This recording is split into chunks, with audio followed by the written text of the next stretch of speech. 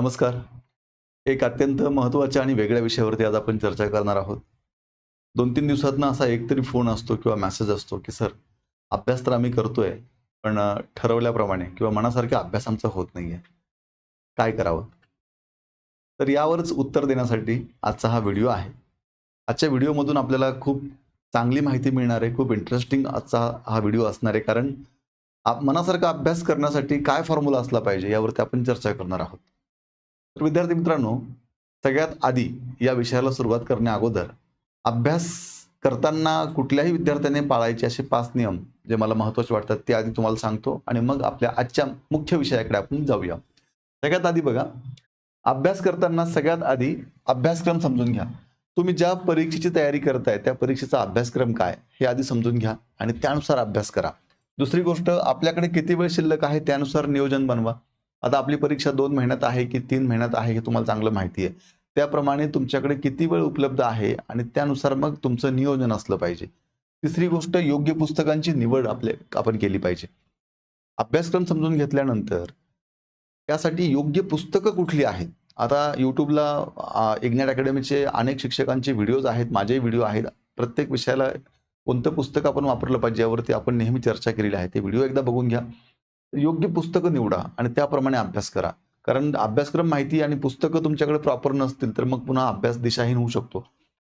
गरज वाटत असेल तर योग्य मार्गदर्शन घ्या. तुम्हाला जसं वाटतंय की वेळ कमी आहे, कमी वेळेमध्ये अभ्यास होणं एवढं शक्य वाटत नाहीये किंवा कॉन्फिडन्स येत नाहीये, तर मग तुम्ही नक्की तुम्हाला कुठलाही जो चांगला क्लास वाटतो तो एक क्लास जॉइन करा. आणि शेवटची गोष्ट ती म्हणजे अभ्यास एन्जॉय करा. आता अभ्यास एन्जॉय करा म्हणजे नेमकं काय करा याच विषयावरती आज आपण प्रामुख्याने बोलणार आहोत. तेव्हा अभ्यास करताना तो अभ्यास कंटाळवाणा किंवा बोरिंग न होता तो अभ्यास इंटरेस्टिंग झाला पाहिजे. त्यासाठी आपल्याला अभ्यास एन्जॉय करता आला पाहिजे आणि अभ्यास एन्जॉय करण्यासाठी आपण तो फॉर्म्युला वापरला पाहिजे, जो फॉर्म्युला मी तुम्हाला आज सांगणार आहे. तर बघा, मनासारखा अभ्यास होण्यासाठी वापरा हा फॉर्म्युला. कोणता फॉर्म्युला आपल्याला वापरायचा आहे? तर बघा लक्षात घ्या. आता फॉर्म्युला म्हणजे सूत्र. गणितीय भाषेमध्ये सूत्राला आपण इंग्लिशमध्ये फॉर्म्युला असं म्हणतो. तर सूत्र म्हणजे काय, की कुठलंही सूत्र आपण जर वापरलं गणितामध्ये, तर ते गणित लवकर सुटतं. तसंच अभ्यास करताना आपण जर हे सूत्र वापरलं, तर आपला अभ्यास हा खूप लवकर होईल आणि इंटरेस्टिंग सुद्धा होईल आणि त्यात बोर होणार नाही आणि आपल्याला तो अभ्यास एन्जॉय करता येईल. तर काय आहे तो फॉर्म्युला? तर लक्षात घ्या, 15 दिवसांचं नियोजन बनवा. त्यानुसार अभ्यास करा आणि स्वतःला बक्षीस द्या.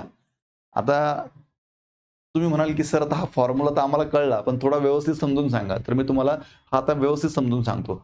बघा, आपला कॉन्फिडन्स येण्यासाठी किंवा आपल्याला आपलं काम अधिक स्पीडने होण्यासाठी कसली गरज असते? तर बक्षीस, मोटिव्हेशन याची गरज असते.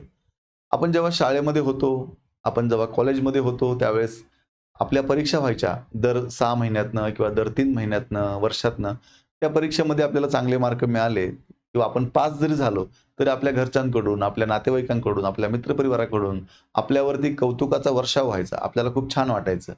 आता स्पर्धा परीक्षेमध्ये असं काही होत नाही. स्पर्धा परीक्षेमध्ये काय तुम्ही ज्या दिवशी सिलेक्ट होतात, अगदी 1 वर्ष अभ्यास करा, 2 वर्ष अभ्यास करा किंवा 3 वर्ष अभ्यास करा. त्या पूर्ण प्रक्रियेमध्ये तुम्हाला कोणीही कौतुक तुमचं करत नाही. तुमच्यावरती कौतुकाचा वर्षाव होत नाही. पाठीवरती कौतुकाची थाप पडत नाही. ज्या दिवशी तुमचा निकाल लागतो आणि तुमचं सिलेक्शन होतं, त्याच दिवशी सगळं अख्खं जग म्हणूया आपण, ते मग आपली वाह करायला लागतं किंवा आपल्याला शुभेच्छा द्यायला लागतं आणि मग आपल्याला छान वाटतं. पण मधल्या काळामध्ये आपल्याला कोणीही मोटिव्हेट करत नाही किंवा कौतुक करत नाही. मग अशा वेळेस आपण स्वतःलाच मोटिव्हेट करणं गरजेचं आहे. आपण स्वतःलाच बक्षीस देणं गरजेचं आहे. तरच आपला अभ्यास खूप चांगल्या पद्धतीने पुढे होतो. मग नेमका हा फॉर्म्युला आहे काय? तर लक्षात घ्या.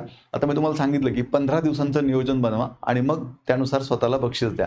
आता बघा, उदाहरणार्थ काय, की स्वतःला बक्षीस द्या म्हणजे काय करायचंय, की आता एखाद्या विद्यार्थ्याला किंवा एखाद्या मुलाला, मुलीला आईस्क्रीम खायला आवडत असेल, एखाद्याला पाणीपुरी खायला आवडत असेल, एखाद्याला एखाद्या मंदिरामध्ये जायला आवडत असेल किंवा एखाद्या पर्यटन स्थळावरती जायला आवडत असेल, बरोबर आहे.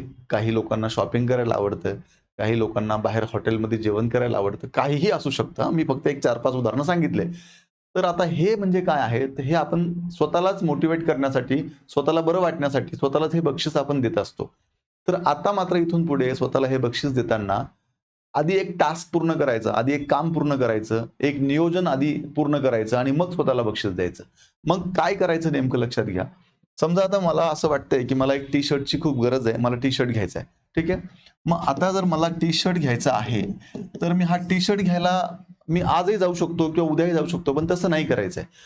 काय करायचं, आधी 15 दिवसाचं आपलं नियोजन बनवायचंय. काय नियोजन आहे? समजा उदाहरणार्थ पुढच्या 15 दिवसामध्ये मला मराठी व्याकरणाचे 5 टॉपिक पूर्ण करायचे आहेत. त्यानंतर मला इंग्रजी व्याकरणाचे 5 टॉपिक पूर्ण करायचे आहेत आणि मला गणित प्लस बुद्धिमापन चाचणी याचे एकत्रितपणे 5 टॉपिक पूर्ण करायचे आहेत. ठीक आहे. समजा हे झालं माझं 15 दिवसाचं नियोजन. आता मी हे उदाहरण देतोय फक्त लक्षात घ्या. तर मी हे नियोजन आज बनवलं. आता मी 15 दिवस प्रॉपर पद्धतीनं मग 15 दिवसाचं पण छोटं-छोटं नियोजन तुम्हाला बनवायचं आहे, की मग पहिल्या 3 दिवसामध्ये मी काय करेल, नंतरच्या 3 दिवसामध्ये मी काय करेल वगैरे, वगैरे. ठीक आहे. पण मी ढोबळ मानाने सांगतोय, की 15 दिवसाचं आपलं हे झालं नियोजन. आता हे नियोजन आपण 15 दिवसामध्ये पूर्ण करायचंय. हे आपलं टास्क आहे. आपल्याला हे पूर्णच करायचं आहे. जर हे पूर्ण झालं तरच मी टी-शर्ट घेणार आहे. तरच नाहीतर मी टी-शर्ट पुढच्या 15 दिवसांनी घेईल. कळतंय का तुम्हाला? मग आता अभ्यास तर आपल्याला करायचा आहे, नोकरी तर आपल्याला मिळवायची आहे, पण आपल्याला शॉर्ट टर्म गोल जर आपल्याकडे असतील, तर आपल्याकडे जास्त स्फूर्ती येते किंवा जास्त आपल्याला उत्साह येतो. मग आता चला मला टी-शर्ट घ्यायचा आहे. तर मला 15 दिवसांमध्ये आधी हे पूर्ण करायचंय आणि मग मला टी-शर्ट घ्यायचा आहे. आता एखाद्याला आपल्या एखाद्या मित्रासोबत फिरायला जायचं असेल, एखाद्याला फिरायला आवडतं, तर येस आधी 15 दिवस हे मला पूर्ण करायचंय, मग मी फिरायला जाणार आहे. एखाद्याला पाणीपुरी किंवा आईस्क्रीम खायला जायचंय, तर नाही मी आधी हे 15 दिवसात पूर्ण करेल, मग मी तिकडे जाईल. एखाद्याला हॉटेलमध्ये जेवायला जायचंय, तर मी आधी हे पूर्ण करेल आणि मगच मी जाईल. नाहीतर मी जाणार नाही, असं आपण ठरवायचंय. आणि मग होईल काय, 15 दिवसामध्ये जेव्हा तुम्ही हे पूर्ण कराल, त्यानंतर जेव्हा तुम्ही जी गोष्ट ठरवलेली आहे, जे बक्षीस स्वतःला द्यायचं ठरवलंय, ते जेव्हा तुम्ही कराल, त्यावेळेस तुम्हाला खूप छान वाटेल. आता 15 दिवस माझा अभ्यास झाल्यानंतर जेव्हा मी 1 दिवस फिरायला जायचं ठरवलंय, तर मी 1 दिवस जेव्हा फिरायला जाईल ना, त्यावेळेस मला खूप छान वाटेल, की मी काहीतरी टास्क पूर्ण करून निघालोय. मग काय होईल, आपल्या स्वतःचाच थोडासा आत्मविश्वास वाढून जातो, की अरे मी जे ठरवलं ना, ते झालंय.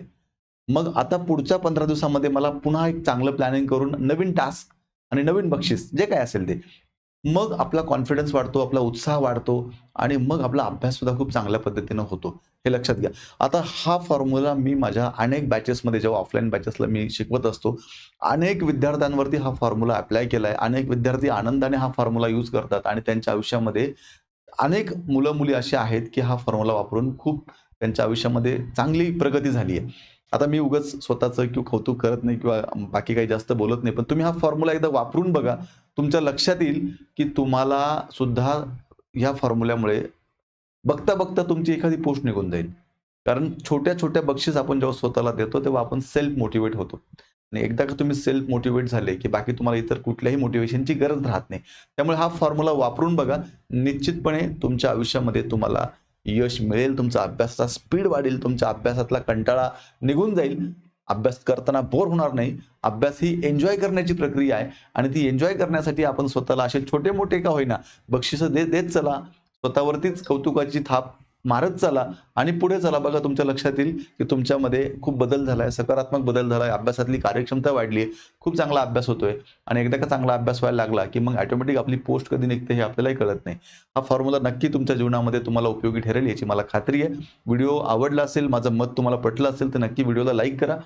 विद्यार्थी मित्रांनो, सरळ सेवेच्या अनुषंगाने आपली ही एक सरळ सेवेची सर्वसमावेशक बॅच आहे किंवा आता महिला व आय-सी-डी-एसच्या अनुषंगानं मुख्य सेविका पर्यवेक्षिकेची आपली ही बॅच आहे. तेव्हा तुम्हाला जी बॅच हवी आहे, ती हवी असलेली बॅच इग्नाइट अकॅडमीचं ॲप्लिकेशन डाउनलोड करून जॉइन करा. अधिक माहितीसाठी 88-88-99-61-16 या नंबरला संपर्क करा आणि अशाच प्रकारे वेगवेगळ्या एक्झामचे नवीन-नवीन अपडेट्स जाणून घेण्यासाठी आजच इग्नाइट अकॅडमीचं हे YouTube चॅनल सबस्क्राईब करा. आपणा सर्वांना शुभेच्छा देऊन आजचा व्हिडिओ थांबवतो. धन्यवाद.